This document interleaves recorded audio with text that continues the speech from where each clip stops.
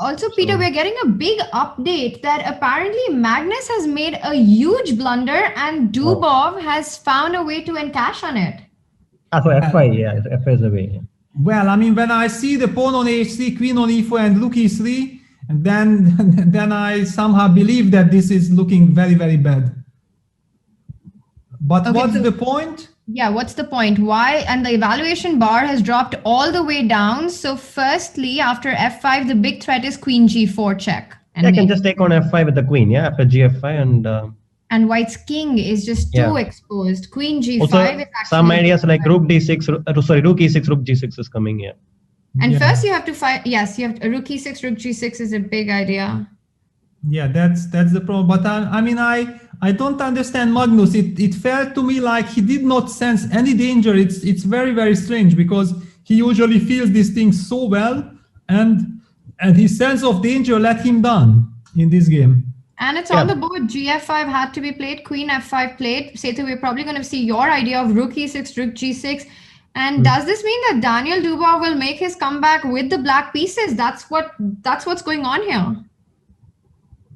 Yes. Yeah, actually, it's a very interesting match. Yeah, I mean, Dubov is clearly the fighting player. Yeah, I mean, he always gives a comeback. Yeah.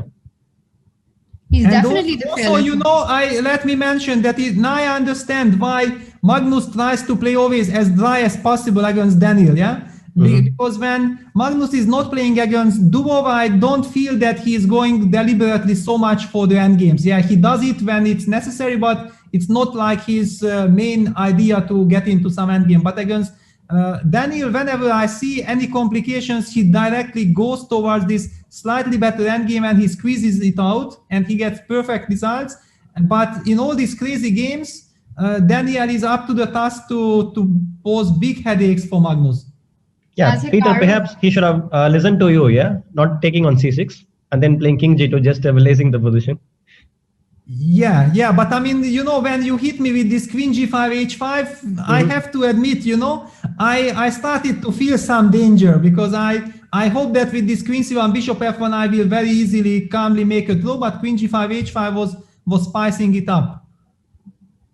And queen b5 played, so how does that fight against rook e6? Does white want to go rook somewhere and, but yeah, maybe rook e2? No, I don't know. Rook somewhere. Also rook g6, rook g2, everything is coming, yeah?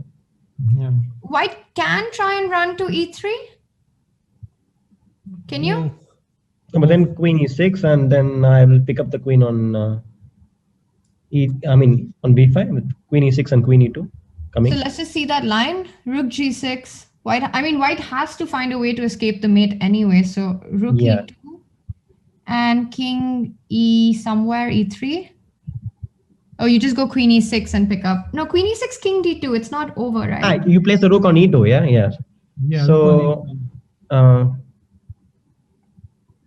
okay, at least white's not getting checkmated immediately. No, but then,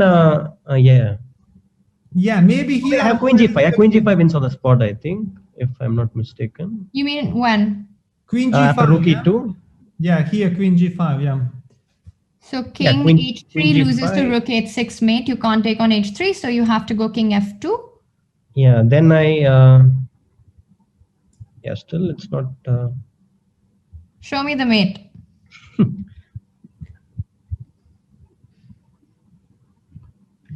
Okay, no, I'm thinking of some super crazy lines like queen into h2. Yeah? Setu, maybe you start with queen g5. Setu, maybe you start with queen g5, rook e6, rook h6. That's clever way of doing it. And of course, more computer chess from our producer coming in. Yeah, but this also looks lost, no? Or is there a queen d3 check you have maybe? Okay, but it's just a check, yeah? King h8, yeah. Yeah, just a check. Okay, so now Daniil knows this is the moment. He has a minute and a half. Peter, I know you really like this when players slow down in a winning position, take their time and find the right path.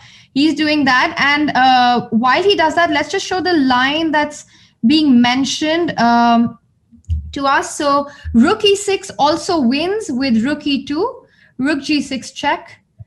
King f2, and now this is a very difficult, this is a computer move, queen f4, Yeah, so queen difficult F4. to spot. I mean, maybe in the position you can spot it, but from the beginning, it's very hard to find this. Yeah, well, I think the reason why it's so difficult for the human brain to find queen f4 very quickly is that first you look at all the check options and you are looking for a forced win, yeah? And once you finish all those lines, only then you are coming back to, you know, some small move when you realize that you are not checkmating. But the line with queen g5, I mean, what is Magnus really planning? I know, but we are seeing this, rook e6. Oh, he played rook e6. He didn't go for queen g5. He went for rook e6. So has he spotted queen f4? I'm a little surprised by this because Setu, after queen g5, rook e6, just very hard to see how white is fighting the mate. Yeah, that's true. Yeah, queen g5 is a clever move. Like first giving a check and then rook e6. No, So but when you think, yeah, like okay, you see this idea of rook e6, and then your mind always goes with immediate rook e6. Yeah, you never think of giving an intermediate check. Yeah, especially in time trouble. Yes. He did take his time, and now he's down to 35 seconds. Has he spotted queen f4? He needs to move fast. But actually, you know, the point was that maybe, yeah, and queen f4 on the board with 25 seconds on the clock, Daniil finds it, and now he jumps back to 35 seconds and queen f4 on the board.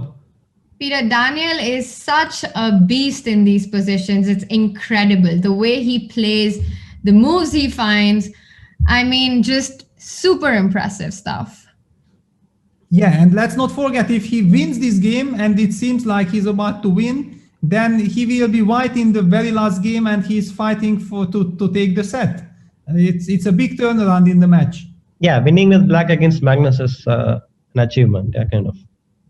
It's huge. And Yes, according to the line that we were being told by our producer, the engine line, the idea is simple. Queen f4, you ideally want to pick up the pawn on h2, and you simply end up queening the pawn after giving a few checks. So queen g1 check perhaps here, and then just... No, but you have to be careful with h2, rook queen h5 check. Yeah. So, yeah, how do you do it? No, but I don't think you can also play rook g2 check, yeah, instead of going for all this mess. Yeah, but I think that this is good enough. No, h2, queen h5, probably. I go rook h6, and after Queen queen f5. f5, I have queen g6. And Yeah. three right tick with the king. That's true. But what you're saying as well is rook g2 just mate actually after queen d5. Yeah, I can go king f1 still, but Rook g1, yeah. Rook e1 and then queen. And rook g1 and queen e1. Very pretty. And just a quick update, all other three games have ended in a draw. The Hikaru Levon, that was a repetition after knight e5, so that ended peacefully. A crazy game, a very interesting one.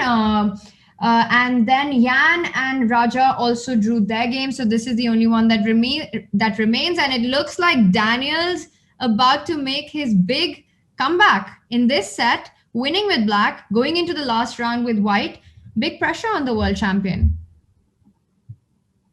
Yeah, absolutely. I mean, Magnus is now down to 50 seconds, but he could even have 2 hours or 2 weeks. There is just no defense. Yeah, queen b1 played finally. Okay, so not allowing rook g2, at least it pins it. And now you go for this idea of picking up the pawn on h2, and then white wants to go king e3 after queen h2. Mm-hmm. Yeah, but I also can pick up the pawn on d4. Yeah, I mean. Yeah, queen d4 also looks very nice. Yeah, because white doesn't have the option to go king f1 or king e1 because queen g1 picks up the queen. Mm-hmm. So you have to go rook e3. Peter, maybe we can have that on the board. Yeah, I wanted to mention that even you can play king h6 first. Just umpinning the rook, and you still have all this. This is Peter's move. Yeah, king h6 is typical Peter's move. This is like super high class chess. This is just incredible. I mean, you know, I feel a lot of us would think about grabbing the pawn with a check. Yeah, exactly.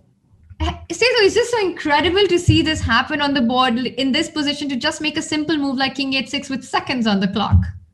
Yeah, I think Peter would also go for king h6, yeah? Yeah, definitely. I mean, first of all, you know, because my question is, does my opponent want something? No, thank you very much. Then let me just improve my position, yeah? It's very simple. Yeah. And Magnus also down to 10 seconds, but okay, he just doesn't have a move. Amazing. What an incredible game by Daniil. And queen Yes, that's d3. So quickly picks. Okay, what's going on here?